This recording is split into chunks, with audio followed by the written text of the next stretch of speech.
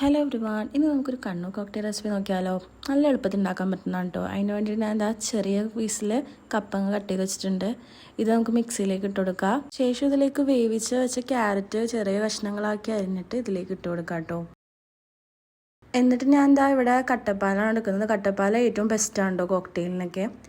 1 cup കട്ടപ്പാൽ എടുക്കാൻ നോക്കുക. എന്നിട്ട് മധുരത്തിനനുസരിച്ച് 3 ടേബിൾ സ്പൂൺ പഞ്ചസാരയാണ് ഞാൻ ഇട്ടിരിക്കുന്നത്. അപ്പോഴേക്കും അത് അടിഞ്ഞു വരട്ടെ. അപ്പോൾ നമുക്കിതാ ഇവിടെ നട്ട്സും കാര്യങ്ങളൊക്കെ ഞാൻ എടുക്കുന്നുണ്ട് കേട്ടോ. നമ്മളിവിടെ കുറച്ച് പംകിൻ സീഡും നട്ട്സുമാണ് എടുത്തിരിക്കുന്നത്. എന്നിട്ട് ഇതിൽ മെയിനായിട്ട് വേണ്ടതാണ് കോൺഫ്ലേക്സ് നമ്മൾ ഇതിലേക്ക് കുറച്ചായിട്ടൊന്ന് ആഡ് ചെയ്ത് കൊടുക്കുക. അപ്പോൾ ഇത്രയേ ഉള്ളൂ നമ്മുടെ ഐറ്റം.